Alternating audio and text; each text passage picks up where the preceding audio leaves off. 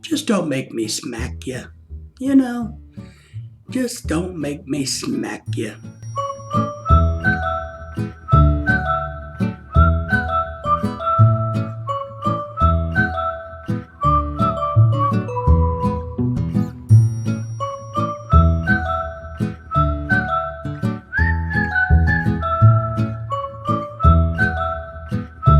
Hello, everybody. It's David again. Hey, time for another weekly update. Moving to the Philippines. So, oh my goodness, guys. You got to try to find the humor in some of this. You really do, as frustrating as this is. So, but first, if you haven't already become a subscriber to our channel, to our community, to our Facebook page, make sure that you like, subscribe, share, and we greatly appreciate that. So, all right. Uh, where do we start? Where do we start? Well, let's start with the Philippine government. And I know, I'm not Filipino, so I can't say anything about them. So this week, I've spent all week reading the press releases, the announcements from the Department of Tourism, and from this group and that group, and watching every blogger under the sun talking about, oh, great news, the green lane is back on. No, the green lane's back off. No quarantine versus quarantine, whether you have your vaccine or not vaccine. Maybe you only got to be, the vaccine only comes from the Philippines. Not, just like, oh my God, people, give me a break. So here's kind of what my 2 cents on all of this is. One, their president doesn't seem to have any testicles to stop and say, everybody shut up, here's what we're doing, and this is how it is. So that drives me a little crazy. Two, the only one that seems to have any real testicles in the Philippines is the governor of Cebu, who I was actually quite impressed with watching her recap of her interview or her meeting with the president. But one thing that I know for sure, absolutely for sure, what it is today in the Philippines, no matter what day it is, will not be what it is tomorrow. So for all of us needing to travel there, for all of us wanting to travel there, and for all of us who just doesn't have anything better to do, we ain't got a clue what the Philippine government is going to do, when they're going to do it, or how they're going to do it. That's my suggestion. Is I don't have a suggestion. It drives all of us crazy. I've talked to a lot of you guys through email and messages, and extremely frustrating. It's you would think it's not this complicated of a situation, but I guess it is. So that's kind of my 2 cents on that. All right. So here's another thing I want to talk about. I want to rant about something else because I think this is becoming. I made a bunch of notes, so because we've been selling our belongings here, which is a little stressful to sell your stuff, but we've been doing that. And I've been using Facebook Marketplace primary. And for the most part, it works pretty well. It works pretty well, guys. It really does. It's easy to use. But I am shocked, guys and girls. I'm absolutely shocked and amazed by some of the people that want to buy things or contact you about your items on the Facebook page, Facebook Marketplace. So I want to share with you a few examples of some buyers and what I've been dealing with over the last week or so. So you kind of have one group of people that will call you and they're like, oh, I am interested in your, I don't know, your banana peel. Like, oh, great. How can I help you? Would you like to see it? Well, can you tell me about it? Well, it's a banana peel. As stated in the ad, it clearly states that it's a banana peel, approximately 8 inches long, weighs 2.2 grams, and it's for sale. Well, what can you tell me about it? It's a banana peel. Did you, I'm thinking, you got to think to yourself, did you read the ad? I don't understand. So, because I always put a lot of details in mine. If I'm selling a chair, I tell you what it's made out of and how heavy it is, the size and dimensions of things. So I find that group of people very interesting. So that's one little group. Another thing that drives me crazy about using Facebook Marketplace is when you do that, you can also select all these other groups in your area to advertise things to, like Northwest Garage Sales or Bentonville Yard Sales, whatever these groups that people have made to help sell items on, right? What drives me crazy about these is that there's an automatic response that kicks back and says, is this item still available? I just posted it 30 seconds ago. Yes, it's still available, but it's an automated generated response. But it drives me crazy. So I don't use those anymore. Like, I'm not doing that because I'm not hitting all the time, all day long, because when it finally starts to generate, it's the same thing and it drives you crazy. So I don't use the subgroups anymore. I'm tired of that. So that's crazy. Here's one of my favorites. All right. So I had a guy call me or message me because nobody wants to talk to you on the phone. They got to message you, which is fine. So I have this guy call me about a coffee table. And of course, I have multiple pictures. I have the weights, the dimensions, everything, where we live, how much the price is. So he messaged me and says, hey, would you take $20 less? And I'm like, okay. Told him, sure.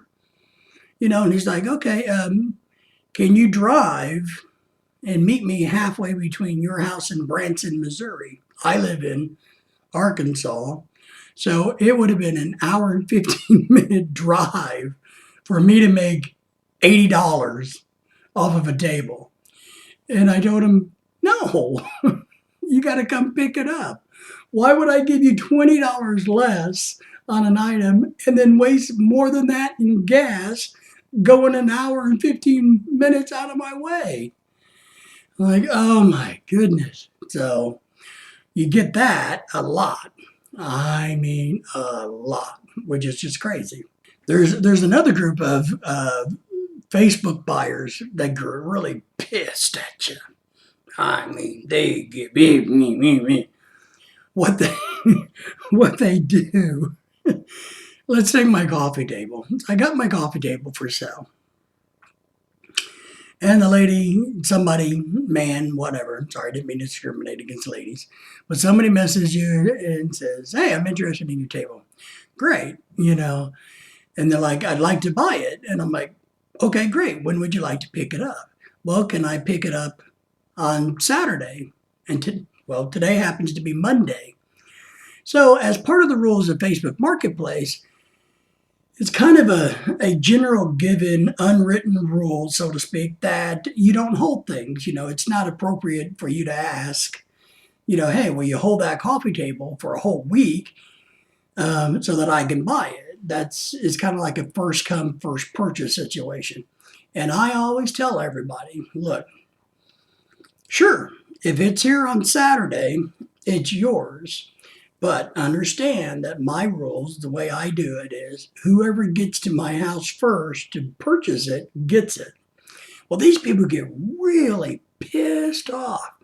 Well, I can't believe you won't hold that for me. I told you I'll come on Saturday. And I had one lady gripe me out. and say, I'm coming from another town and I'm not going to waste my entire time coming over there for a maybe. And I'm like, ma'am, that's why you text before you leave your house. So if you want to pick it up on Saturday, all you got to do is one, watch Facebook Marketplace to see if the item's sold before Saturday. Or two, you're more than welcome to text me and find out if it's still available. If it's not, you don't leave your town. You stay at your house. Oh my goodness, these people get really bent out of shape.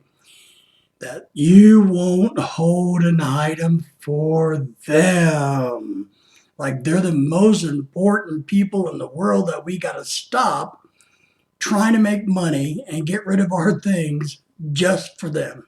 Those are funny. Those are funny people.